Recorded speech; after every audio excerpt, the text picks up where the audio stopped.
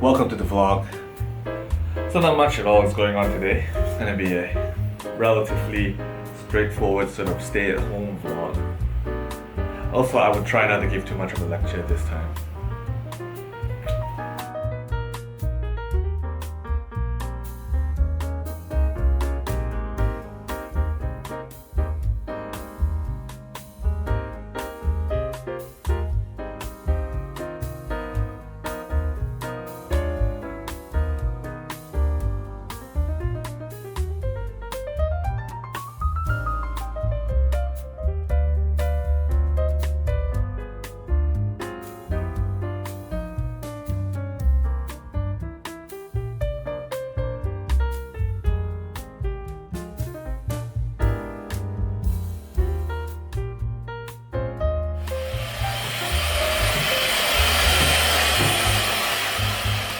This thing, by the way, belongs to an old housemate of mine who is currently now in the US. So, if you're watching, I hope you derive some comfort from the knowledge that your investment is still being put to good use. So the thought came to me this morning while I was filming all of this stuff. Can I really keep this up? Can I really do a vlog every single week? And I suppose the first question that comes to mind for that is that, do people even wanna be spending their days watching some random guy living a less than remarkable life, doing the household chores? And the answer to that, I suppose, is first that I myself regularly watch a vlog about a bloke repeatedly doing household chores, and I highly recommend it. And the next point to make, I suppose, is that I didn't start vlogging to get views, and I would be okay, though somewhat saddened, but okay if this vlog gets basically no views. The point is to work on the various skills that are involved. Things like camera work, things like communication. That's the important part, right? So the real question here is, can I keep up the motivation? Can I keep up the motivation to do this every single week? Well, the answer to that is definitely no in the extremely long run, but I want to be doing this vlog for at least a significant amount of time, so wish me luck.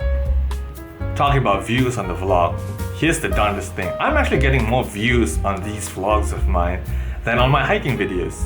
And here's the thing, each vlog I spend maybe like 1.5 days to make. It's a weekend affair, whereas I spend like 1.5 weeks making each hiking video. So that part is a little bit depressing.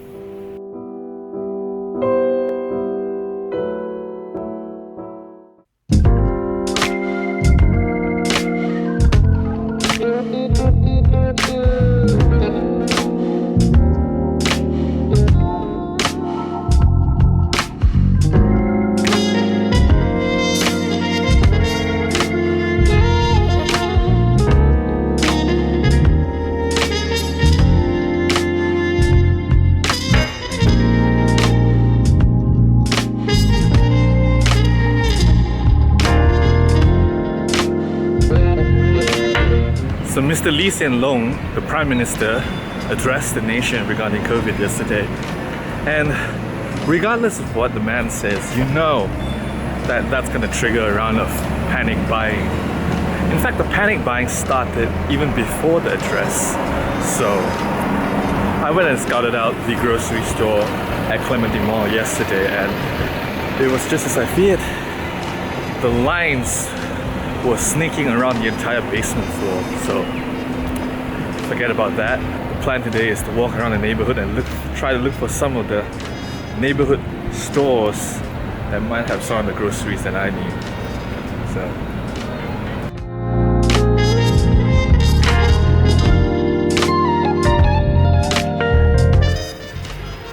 okay, perfect.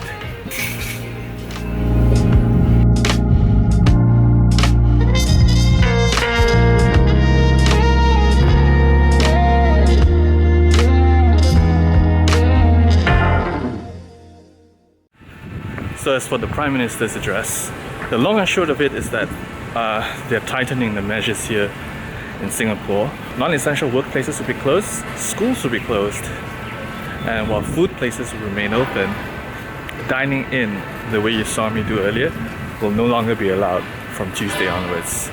So a little more inconvenience for sure, And that would mean that probably I should start making a bit of an adjustment to move towards more preparation of food at home, just like when I got some groceries.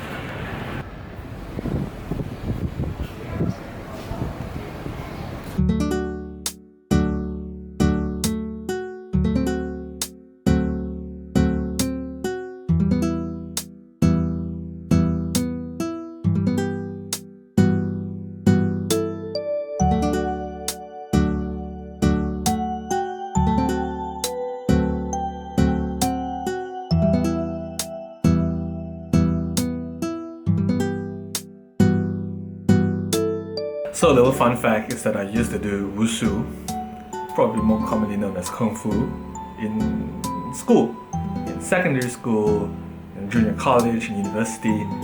That particular routine is a traditional Mantis Fist routine that I did in secondary school. I think I picked that up when I was like, I don't know, 14, something like that. So memory is a bit fuzzy, but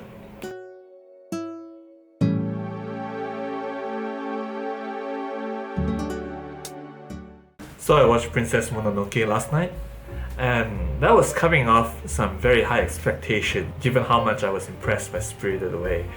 So in the context of that high expectation, I was actually a little bit disappointed in Princess Mononoke.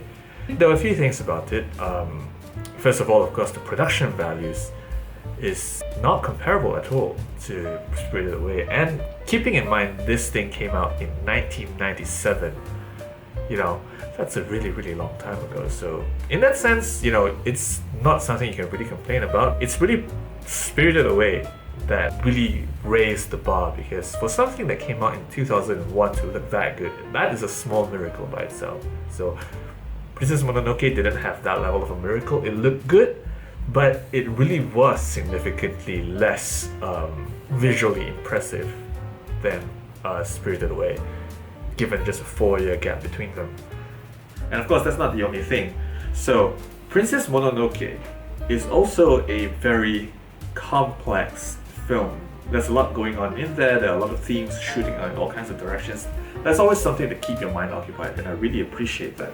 Not just that, but underneath, you know, the overarching environmental theme, there's a very nuanced portrayal of the problem, right? It's not the usual simple, straightforward thing where you know, you have technology and industrialization on one side as the antagonists and nature as kind of a victim. But Princess Mononoke doesn't really do that. Princess Mononoke gives the face of industrialization and technology, whatever you want to call it, a very fair, you could say, and compelling portrayal, a very noble portrayal even.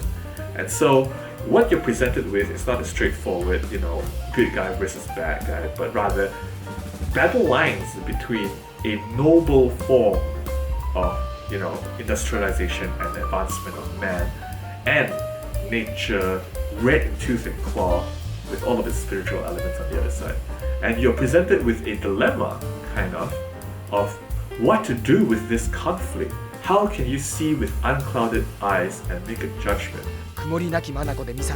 And I really appreciate that portrayal. That portrayal is amazing. What's not so great, in my opinion, is the resolution, the conclusion, kind of the ending parts of the story, the climactic parts. So the reason I didn't like so much how the film climaxed and ended is that it does not offer an answer or a resolution to the questions that he posed. It does not even attempt to do so, at least in my opinion, except in a very generic kind of way. You could say that almost the entire show, all of the things going on, all of the major parties and the major characters and the major decisions are just dripping with allegorical value. You can read so much into them. But once you get to the climactic scenes of this, spoilers ahead of course, you can skip to this time if you don't want to hear any spoilers. But it's a 1997 film, so I can't imagine spoilers being a big deal anymore. But anyway, so this in the climatic scenes, there's this headless giant god figure that turned into an avatar of death, you could say even. And there's just no, in my opinion, as far as I can tell, there's just no very straightforward and satisfying way to interpret the events. It seems like the story devolved back into just a telling of a story. and it seems to lose a message, even though the rest of the film is just dripping with meaning.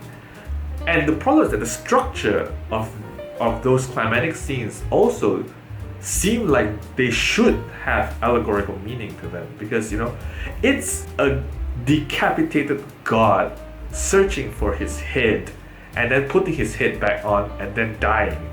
That's the kind of thing that should, normally you'd expect to have a strong something in there where you can interpret it and come up with something deep. But this didn't seem very possible. It just seemed to be, one scene leads to the next, and then it's climactic because it's cataclysmic, everything's dying. Of course, there is a very basic idea of maybe if you really overstep your boundaries, no matter how noble your intentions, right? And so if you cut off the head of the god that is nature, then nature becomes an avatar of death, and disaster happens, blah blah blah. But that's it relatively, for the scale and the mythical quality of the going-ons throughout the climatic scenes. I felt that that's a very muted and almost obvious kind of interpretation. There's nothing further you can go there. And I understand some films are like that. They will build up lots of ideas, throw them all over the place, and that's great. But then they don't pretend to have an answer. They just kind of leave the questions hanging in the air and end the film. I suppose that's a stylistic choice as well, but it's not my favorite. And if this is the route that Miyazaki decided to go with Princess Mononoke, I suppose he's within his rights. But it's just not a film that I appreciate as much, right? Compared to Spirited Away. I felt that Spirited Away, had meaning and ideas just ongoing throughout the entire film, and it was just great.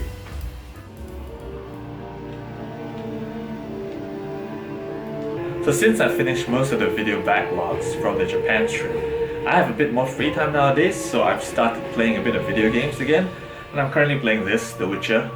I know, what year is it, right? But there is, some perks to playing a game many years after its release. I got this game, The Witcher 3, including both DLCs, for less than 40 ringgit. That is insane value, and frankly the game still looks really good. I mean, I've seen my brothers play more contemporary games, and sure, those look remarkable in terms of graphics, but if you look at the graphics of Witcher 3, if you squint at it, you can tell, you can see the flaws and everything, but if you don't, it still looks beautiful. Everything is moving and everything is flowing, the lighting is beautiful. Great game so far, plays very well too, although I've just started. I mean, look at that. Beautiful.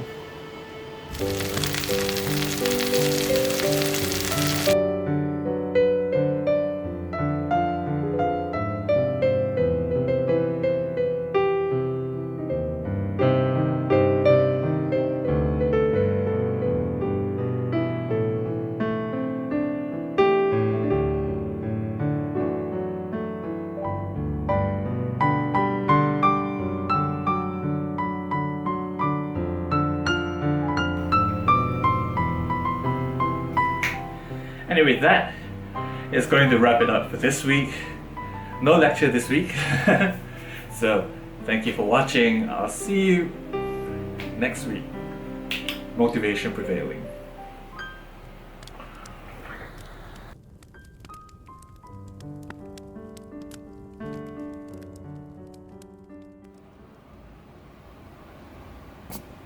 I always make too much when I cook for myself. So if this COVID thing is gonna force me to stay home and make more food for myself, then it's just gonna make me get fat.